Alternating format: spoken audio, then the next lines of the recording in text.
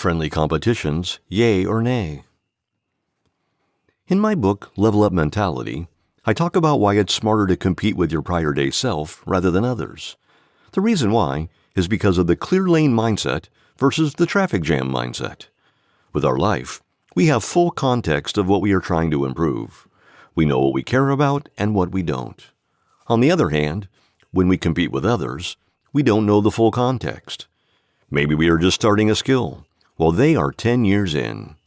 That relationship of theirs that seems so perfect, it's not. There are tons of skeletons in the closet. The competitive mindset we are cultivating is destroying our friendship. That's the traffic jam mindset. I believe having a clear lane is way better. Just keep getting incrementally better in your own path. With all that being said, I do think friendly competitions are a nuanced topic. It has the good along with the bad. Let me first tell you about the good. The road to a six-pack. A long time ago, there was this fraternity brother who I engaged in a competition with. Who could get a six-pack first? His name was Sonny. Sonny was one of those intense CrossFit guys. He would go 0 to 100 on anything that he was passionate about. I was the P90X guy. That's a 90-day workout program for busy professionals. One day, we were talking crap on our GroupMe, and Sonny called me out. P90X is a scam. I bet I can get a better body doing CrossFit. Caught off guard, I said, let's prove it. We bet to see who would get a six-pack first. All the other brothers in GroupMe watched with awe. The next few weeks were filled with banter. We'd post memes roasting the other person. We'd post ourselves working out. We even decided on the results of the bet. The loser takes the winner out to a fancy restaurant. The months were hectic. However, I couldn't lie. It made me hyper-focused. Ultimately, I ended up winning the bet.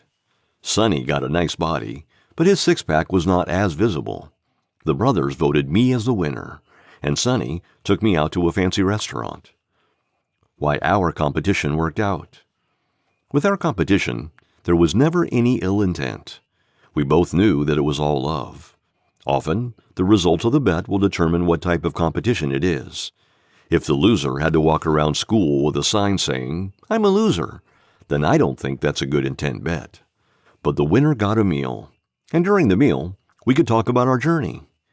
This was a situation where the bragging rights didn't lead to anything bad. So, when we made that bet, it was all good fun. That's what I ask when I see if the bet is good or not. Is it all in good fun?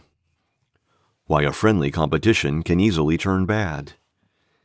The uncomfortable reason that friendly competitions can easily turn bad is because one person always wins.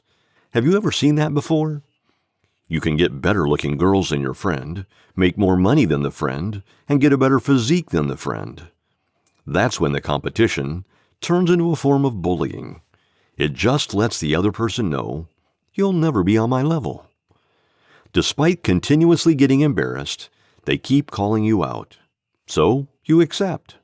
It's not your responsibility to manage their psychology. If they want more, then they can get more. During moments like this, a snake is born.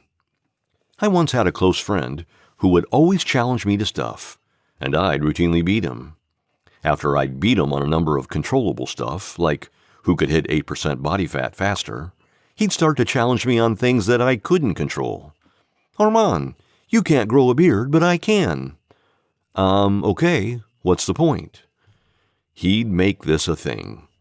After he roasted me for my baby face enough times, I said, I can't grow a beard, but at least I'm 6 foot.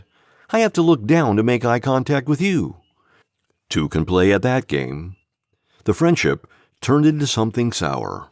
Rather than bonding, it became malicious. The friendly competition was not friendly anymore.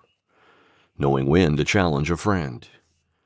I believe a friendly competition is fine when the bet has a deadline. With me and Sonny, we had 90 days to get a six-pack. After that, everything turned back to normal. Also, I think it's good for the bet to have a positive reward, like the winner gets a bottle of champagne from the loser. And when the winner gets the bottle of champagne, they crack it open with the loser. Friendly competitions can definitely keep one motivated, but also turn sour when dealing with a sore loser.